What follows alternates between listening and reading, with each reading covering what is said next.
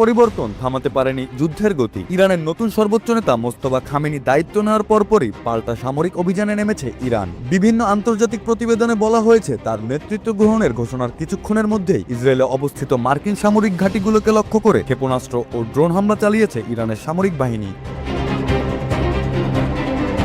ইরানের রাষ্ট্রীয় গণমাধ্যমে সম্প্রচারিত ভিডিওতে দেখা যায় ক্ষেপণাস্ত্র উৎক্ষেপণের প্রস্তুতি নিচ্ছে সেনারা। একটি ক্ষেপণাস্ত্রের গায়ে লেখা ছিল অ্যাট ইওর কমান্ড সায়েদ মোস্তফা, যা নতুন নেতৃত্বের প্রতি ইরানের সামরিক বাহিনীর আনুগত্যের প্রতীক হিসেবে প্রচার করা হয়। এই দৃশ্য অনেক পর্যবেক্ষকের কাছে স্পষ্ট ইঙ্গিত দেয় যে নতুন নেতৃত্বের অধীনে ইরান সামরিক প্রতিরোধের নীতি আরও জোরালোভাবে তুলে ধরতে চাইছে।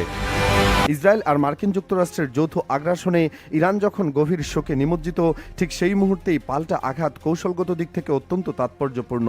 তেল আবিব থেকে শুরু করে কাতারের মার্কিন ঘাঁটি পর্যন্ত হামলার শিকার এলাকা।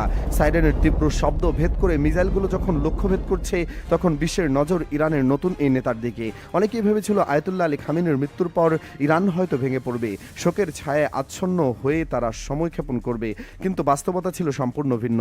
নেতার বিদায়ের মাত্র 9 দিনের মাথায় ইরান তাদের নতুন সংবিধান ও নেতৃত্ব নির্বাচনের ঘোষণা দিয়েছে। পরাশক্তি আমেরিকার রেজিম চেঞ্জ বা ইরান সরকার পতনের স্বপ্ন কি তবে ধূলিসাৎ হতে চলেছে? ওয়াশিংটন থেকে তেহরান সর্বত্রই এখন একটাই প্রশ্ন।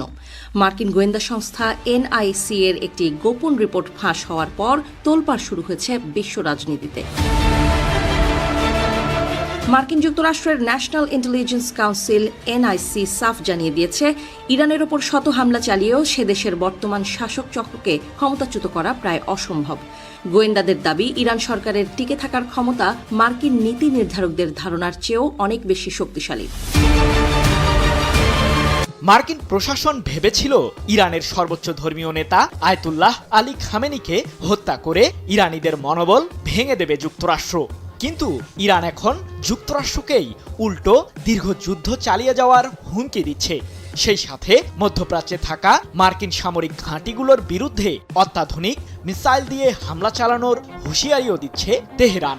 যদিও সামরিক হামলা চালিয়ে ইরানের ক্ষমতাসীন সরকারকে উৎখাতে ব্যর্থ মার্কিন প্রশাসন, কিন্তু ইরানের কাছে থাকা পারমাণবিক অস্ত্র তৈরির মূল উপকরণ ইউরেনিয়ামগুলোকে হাতিয়ে নেওয়ার টার্গেট করেছে যুক্তরাষ্ট্র। চলমান যুদ্ধে নিজেদের সর্বশক্তির মাধ্যমে মধ্যপ্রাচ্যের দেশগুলোতে ড্রোন ও মিসাইল হামলা অব্যাহত রেখেছে ইরান। যেই যুক্তরাষ্ট্র এতদিন নিরাপত্তা দেওয়ার বুলি শোনাত, সেই যুক্তরাষ্ট্রের কারণেই ভয়াবহ পরিণতির মুখোমুখি হয়েছে আরব বিশ্ব।